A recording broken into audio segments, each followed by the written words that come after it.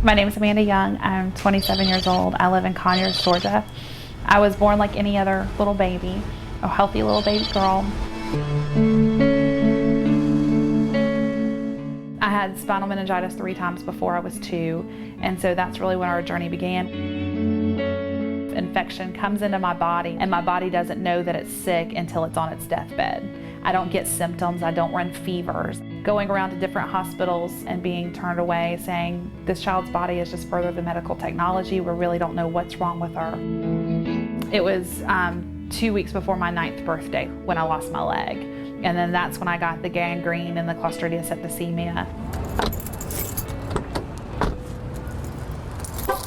And when we first started the journey we're in the middle of the ocean. Land is nowhere in sight. There is no map. There is no nothing. In 2003 is when we discovered what I have. It was an email at first, and it was like, we've docked on land. It's called the IRAK4 immune deficiency, and it's pretty much a switch that has been turned off. It's a missing link in my immune system. How you doing, girl? Pretty good. Hanging in there. Hanging in there. I think I'm the oldest of about 10 discoveries that they've had all over the world. Mom has a defect on one side of her gene, and Dad has a defect on the other side of his gene. And so the chances that either one of them have a mutated gene there at all is like 1 in a billion. And I just so happened won the lottery and got both bad genes.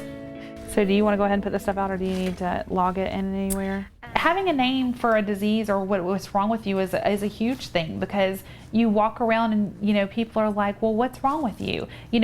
Obviously I have a very visual handicap, and so people come by and they're like, do you have cancer, or do you have diabetes, and I'm like, no, I have no idea what's wrong with me. I just got an infection and I have no idea.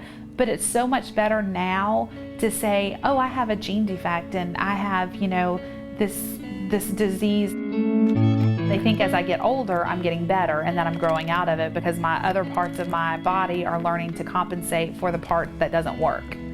So that's kind of a hopeful thing. Hey, Bailey.